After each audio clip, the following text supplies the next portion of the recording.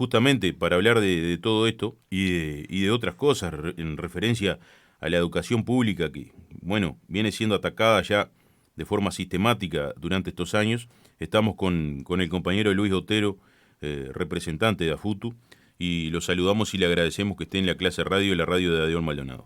Buen día, ¿cómo están? Muchas gracias, compañero. Un gusto participar con ustedes. Bueno, Luis, lo que sucedió, más allá de los ataques que ya son constantes, ¿no? De que vienen siendo perseguidos los docentes, no nos olvidemos también lo que sucedió en San José, casi que al principio de este periodo de gobierno, donde les iniciaron sumarios a algunos docentes de San José. También parece que la democracia media que está en jaque también con este tipo de actitudes que tienen quienes están al frente de las instituciones y los políticos. Sí, bueno, yo diría que no solo el hecho de San José, ¿no? No olvidemos sanciones que han habido a diestra y siniestra por todo el país, tanto en UTU como en secundaria, persecuciones en primaria. No nos olvidemos que el año pasado fueron sumariadas 3 maestras por leer una proclama a los padres en la puerta de la escuela en una medida sindical, totalmente informativa, y fueron sancionadas por el Consejo de Educación Inicial y Primaria, separadas del cargo durante 6 meses, estigmatizadas. Ni hablar de los compañeros de San José con aquellas fotos de contra otro plebiscito, el plebiscito de vivir sin miedo. Pero tampoco nos olvidemos del compañero director del IABA que fue sancionado Sí, por otorgarle a los estudiantes un salón gremial, por, por un invento de una rampa que todavía la están por construir. Y bueno, y no nos llama la atención esto del director general. Es una forma de dirigir la institución totalmente autoritaria. La LUC, cuando nosotros decíamos que la LUC era un peligro para la educación, acá está claro. La LUC es un gran peligro fue un gran peligro para la educación y fue un gran retroceso en la educación. El sacarle y el cortarle la voz a los docentes en los desconcentrados fue el peor error que pudo cometer la institucionalización, digamos, la democracia de este país. Y eso, el peso de la historia se los va a marcar. Se los va a marcar para una persona que es totalmente autoritaria, que ha destrozado la UTU, que ha roto todos los puentes posibles y habidos y por haber entre los funcionarios, ha enfrentado sistemáticamente a trabajadores con trabajadores en concursos de efectividad, en todas las acciones que ha cometido, en los concursos chatarra de los compañeros de gestión y servicio, jugando con el hambre de la gente, porque jugando con los puestos de trabajo, entonces en lugar de contratos salomónicos que nunca se vieron en la administración pública, que se les contrata por un año y quedan a referéndum de el jefe de turno. O sea, ya no quedan a referéndum de una evaluación de un tribunal, sino de un jefe de turno. Si ese jefe le sirvió o no le sirvió. Entonces, si a ese jefe le gustó el trabajo o no le gustó. Entonces, más allá de lo salarial, ¿no? Que seguimos enterrados en eso. Entonces, nosotros desde los trabajadores decimos no, no, no a la censura, no a la censura, compañeros, porque es parte de perder lo que esto tan sagrado que para los trabajadores es la democracia. Sí sabremos perder los trabajadores, sí sabremos perder, que perdemos muchas más de las que ganamos, pero siempre salimos unidos y abrazados a la bandera, y siempre salimos en la discrepancia con los compañeros, en las discusiones eternas a veces que tenemos con los compañeros, pero cuando tenemos que salir como clase trabajadora, salimos unidos y hacia afuera. Bueno, estas cosas no pueden pasar. No puede pasar que la Dirección General de UTU tolere que un militante de un partido político retire materiales de una cartelera sindical. Y tras cartón lo que hace es sacar comunicados y sacar resoluciones que en las carteleras sindicales no se pueden poner determinadas cosas, violando obviamente la ley 17.940, libertades sindicales, pero violando la Constitución de la República, donde dice que tenemos libre ejercicio para ejercer nuestra democracia y nuestras reivindicaciones sindicales. El presidente de la UTU, el director general de la UTU, se olvida que el plebiscito de la reforma de la seguridad social no es de un partido político, sino es de los trabajadores, es del pueblo y de los trabajadores. Y acá estamos porque el PIT-CNT y los trabajadores nos embarcamos en esta campaña. Y acá estamos porque cuando todos decían que no, los trabajadores pusimos más de 400.000 firmas arriba de la mesa, dijimos, bueno, vamos a plebiscitar.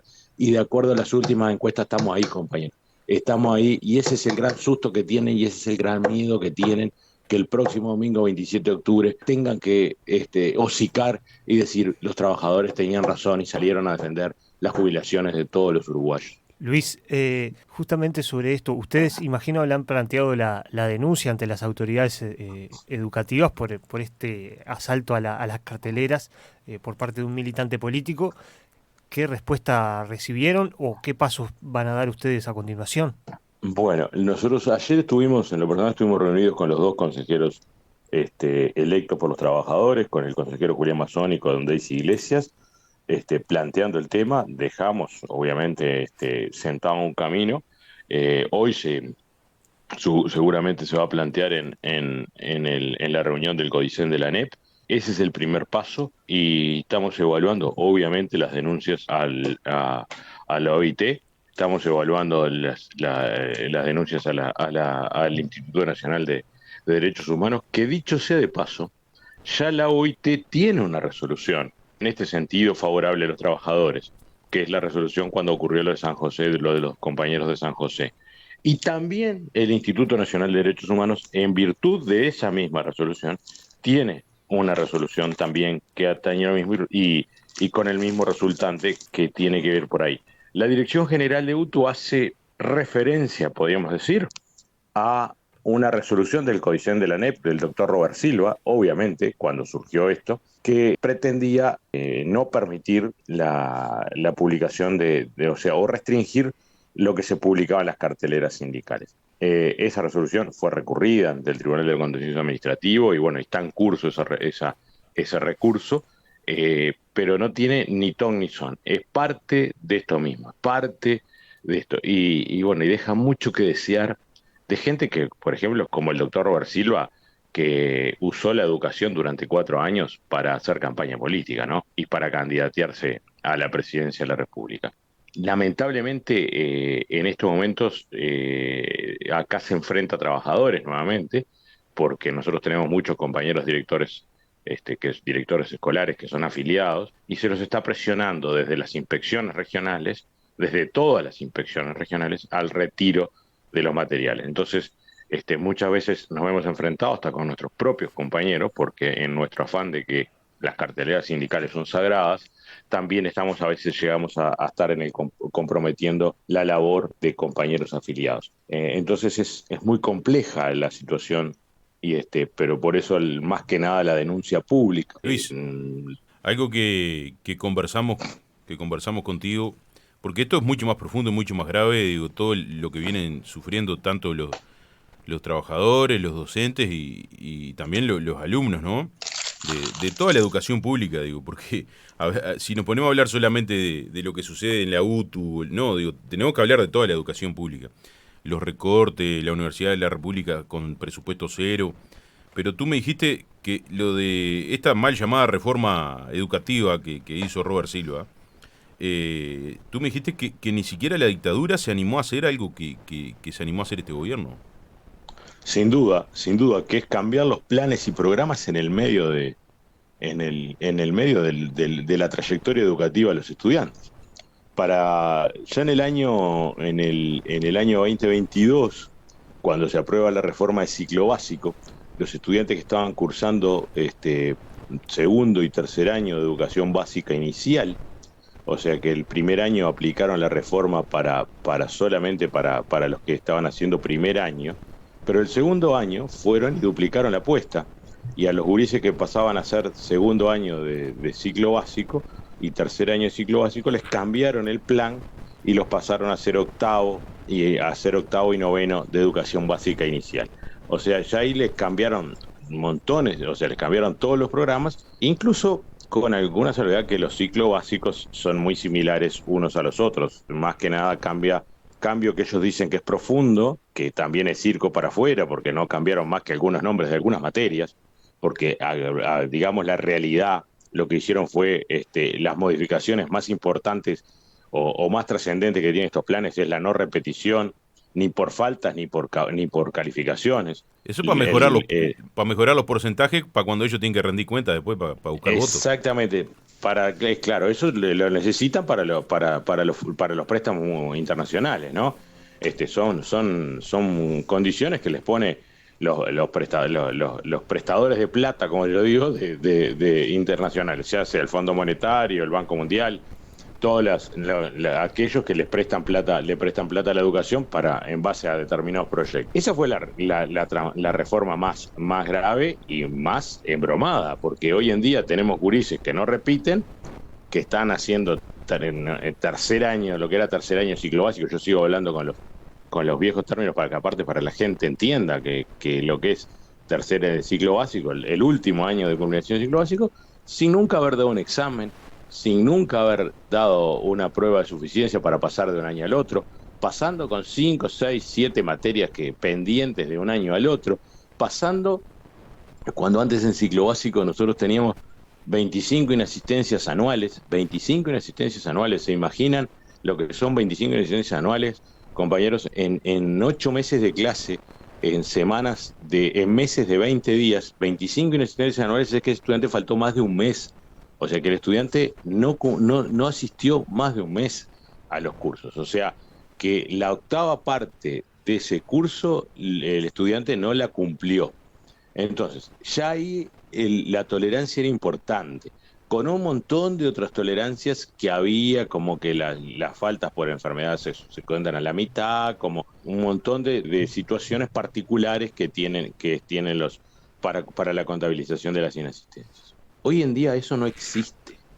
Hoy en día un estudiante pasa con 80, 90 inasistencias.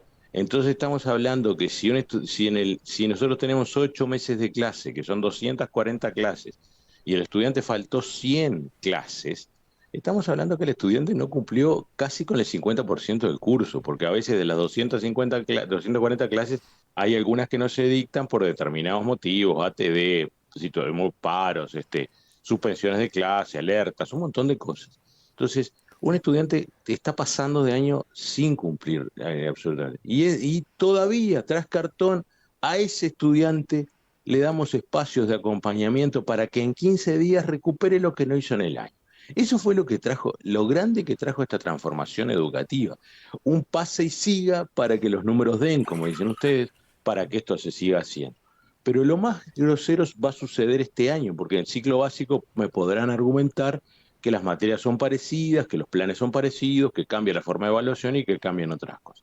Pero lo más grave es cuando este año en bachillerato se va a dar que los estudiantes que están cursando segundo año de bachillerato, llámese el viejo quinto de nivel secundario, de nivel medio superior, van a pasar a ser un sexto año con un plan y programas nuevos, con programas que no sabemos lo que son porque todavía no están publicados, con planes que no sabemos qué materias van a tener, por ejemplo, en UTU, con planes de los cuales alguna información se ha filtrado y, por ejemplo, el ejemplo más simple de administración, los chicos cambian totalmente las materias que tienen en tercero, por ejemplo, en la rama de matemática, en lugar de tener geometría analítica y análisis, pasan a tener una matemática común, ahí un híbrido de algo, y pasan a tener una matemática financiera que ya esos chicos la tuvieron en segundo año. O sea que esos chicos van a repetir materias que tuvieron el año anterior. O en materias como audiovisual, en orientaciones como audiovisuales, que cambian totalmente el enfoque, porque pasan de un enfoque de la parte de cine y de la parte de arte a un enfoque de comunicación y un montón de cosas más. O sea que cambiamos hasta el concepto de cómo es la orientación esa. O orientaciones que van a dejar de existir, como el bachillerato tecnológico de estética y capilar, entonces que se pasa a un bachillerato tecnológico profesional, o sea, se reduce, se baja de categoría, se pasa a una segunda categoría. Entonces, esas realidades que se van a dar el año que viene, para nosotros, y ya lo hemos definido de esa forma, es una estafa a los estudiantes. es una estafa a la familia de los estudiantes. Lamentablemente, esto está muy quietito, está muy guardadito. Los papás, por más que nosotros lo hemos denunciado públicamente por todos lados, los papás se van a enterar de estas cosas cuando el 1 de marzo del año que viene el gurí entre a clase y le digan, no, mira, te vas a tener un plan nuevo con materias distintas y con cosas diferentes. Los recortes en hora, los docentes sin laburo que dejaron. Exactamente, por eso a lo que iba. Lo primero que hizo esta administración fue cortar los educadores sociales. Cortar un plan que teníamos nosotros en UTU, a ver, hay uno que lo sustituyó, pero para destrozar el anterior, cortar el plan, el FPV 2007, que fue un FPV creado por las asambleas a solicitud de las asambleas técnicas docentes en el año 2007 para salir de la crisis del año 2002. Para buscar a aquellos gurises que habían tenido que dejar de estudiar porque tuvieron que salir a laburar, porque en el año 2002 en las casas tuvieron que salir a laburar hasta los menores, y no quiero ni recordar las cosas que vivimos en esa época. Entonces, para eso se creó ese plan. ¿Que había que mejorarlo? Sí, había que mejorarlo porque los docentes somos conscientes que había que mejorarlo. Pero ese plan tenía un laburo de interdisciplinaridad, tenía un laburo en duplas, de las materias teóricas con las materias tecnológicas y prácticas. Tenía un laburo en el que el profe de matemática laburaba en el taller con el profe de capilar, con el profe de carpintería o con el profe de mecánica general. Y tenía un laburo que los profes nos reuníamos a planificar toda la semana. Pero como eso era, ahí los profesores podíamos hablar y hacer cosas. Bueno, esas cosas no sirven. Entonces, y ahí empezó la pérdida de horas, y ahí empezó la gran pérdida de grupos, y ahí empezó que este final que tiene, que es el pase y siga. ¿Por qué? Porque no tenemos a dónde poner esos gurises. Entonces, como van a seguir en educación básica inicial por años y por años, porque los gurises no sostienen esa educación, porque los gurises vienen a la UTU buscando trabajo de taller y buscando trabajar con las manos. Ahí están, y ahí tuvieron que hacer y aplicar que los gurises pasen aunque tengan montones de bajas y montones de insuficientes y montones de faltas. Entonces, todas estas realidades, el retiro de los alfabetizadores laborales de la currícula de UTU, alfabetizadores laborales que nos llevan a que cuando la gente tiene que salir a laburar sepa que no, lo que es un contrato chatarra, sepa lo que es un derecho laboral. Bueno, todas esas cosas que hacen pensar a los gurises fueron sacándose. Se sacaron las horas de coordinador de los profesores de educación física, se sacaron un montón de horas, se recortaron grupos, pasamos de grupos de 25 a tener grupos de 30 y pico de gurises, cuando ha sido una lucha eterna del sindicato que no podemos tener más de 25 estudiantes. Pero estos últimos años... Y una lucha, Luis, que tiene una explicación, digo, no es un capricho, es pedagógicamente que tú sabes bien que en grupos muy grandes, cuando pasaste un número por encima de los 20, los gurises no aprenden. No, pero aparte no solo eso, no te olvides que nosotros tenemos talleres en UTU. Sí, sí. Federico, tenemos talleres. Y hoy el último recorte que hubo fue los profesores de tecnología. Entonces, si un grupo no tiene más de 25 estudiantes, lo dejan solo con un profe de tecnología. Claro. Y el profe de tecnología está manejando, porque dentro de ese grupo, por ejemplo, puede tener gurises con problemas de discapacidades severas, motrices, ya no juzgo las intelectuales, motrices, que un chico de esos tenga que trabajar con un torno, que un chico de esos tenga que trabajar con un taladro, con una amoladora o con un martillo y un destornillador. Y un chico con esa dificultad, si el profe lo está atendiendo porque le tiene que dar una atención mucho más personalizada por sus dificultades, ¿qué hacen los otros 24? ¿Quién atiende a los otros 24? El trabajo en duplas es un trabajo estratégicamente armado desde el punto de vista pedagógico. Acá no es que uno toma mate y el otro labura. En un taller con 25 gurises con herramientas, les aclaro que si tuvieran 2 docentes más, laburaban los 4.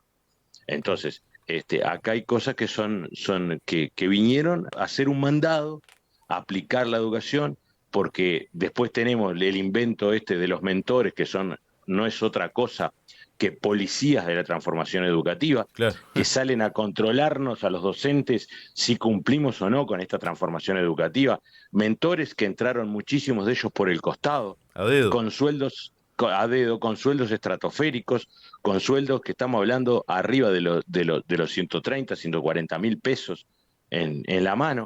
Entonces, cuando un docente para llegar a ese sueldo tiene que estar en grado 7 y tener 40 horas de clase, ¿sí? Entonces, esas realidades y esos sueldos, esos mentores, se pagan con el Fondo de Inasistencia. Fondo de Inasistencia que desde que asumió este gobierno en los últimos 5 años no se reparte entre los trabajadores, como históricamente se así estaba acordado con el sindicato, que año a año ese Fondo de Inasistencia que surge de la inasistencia de todos los trabajadores se repartía en forma equitativa entre todos los trabajadores, porque es plata de los trabajadores, no es plata de la administración, es plata que los trabajadores perdieron de ganar por determinadas circunstancias, por inasistencias o no. Entonces, ese fondo se tiene que volcar y es de los trabajadores. Y hay gente Entonces, que salió con 0 horas, que quedó sin trabajo. Yo tengo muchos años en la institución, ya voy a cumplir casi 25 años en la institución, nunca vi salir compañeros, y compañeros no gurises que llegan a elegir por primera vez, no como gurises que recién egresan y se pueden frustrar porque vienen 1, 2, 3 veces a elegir y no tienen nada. Compañeros de muchos años salir llorando de las elecciones de horas porque se quedaron sin laburo. Compañeros que no están en condiciones de reciclarse después de 25 o 28 años de trabajo, porque la vida pasa y hay un tiempo para cada cosa. Entonces, cuando uno está a 3, 4 años de jubilarse y por eso todo está enganchado, y con esta reforma que a los docentes no solo nos saca, y yo no puedo entender que haya un solo docente que no ponga la papeleta del sí, porque los docentes no solo nos saca el beneficio de los 5 años por trabajo, que es un beneficio que surge del trabajo insalubre, del trabajo estresante y del tipo de trabajo que tenemos los docentes, ese beneficio de 1 año cada 5, que se cuentan 6 años cada 5 años que trabajamos, no solo nos quita eso, sino nos va a obligar a trabajar hasta los 65 años como mínimo. Y a No las puede maestras haber le un sacaron solo el docente. 2-1 que tenían ellas también, ¿no? Para la jubilación. Exactamente. Entonces, no puede haber un solo docente que no ponga la papeleta de eso, ¿no? Además se acuerdan de la educación pública solo cuando los docentes salen a luchar, ¿no? Justamente por la educación, digo, cuando ellos mismos son los que hacen los recortes, son ellos mismos los que hacen los cambios en la educación para precarizarla, para que todo lo que tenga que ser, por ejemplo, quitar materias que a los gurises los ayuden a pensar, a tener una mentalidad crítica, también te la sacan toda, ¿no? Lo único que se preocupan es generar gente que salga al mercado de trabajo y sea servil. Digo, entonces, ¿se acuerdan de la educación pública solamente cuando hay un paro?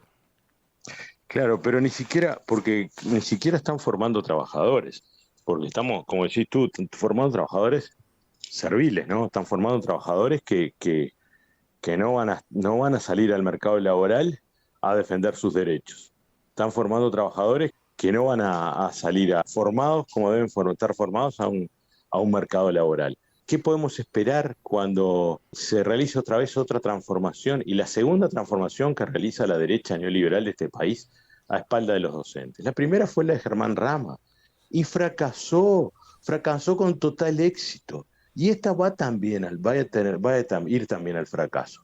Esperemos que se puedan revertir algunos de los disparates que tiene esta transformación educativa, y nos va a llevar mucho tiempo, nos va a llevar mucho más de 5 años, porque acá tiene que haber mucho diálogo con los docentes. Pero aparte, cuando el candidato a presidente del Partido Nacional, el veterinario Álvaro Delgado, y dice que se va a dialogar y que no conoce las propuestas, no las conoce porque el 18 de septiembre toda la coordinadora de sindicatos de la enseñanza del Uruguay, la CCEU, hizo una actividad en el aula magna de la Facultad de Comunicación e Información, ¿sí?, en Montevideo. La respuesta fue que solo participó la candidata a la vicepresidenta del Frente Amplio, Carolina Cose, participó una delegación de Cabildo Abierto y participó la fórmula de Unidad Popular. El resto de los partidos políticos hizo oídos sordos. Entonces, como cuando salen candidatos como Pablo Mieres a hablar de educación, por favor, que escuchen a los docentes,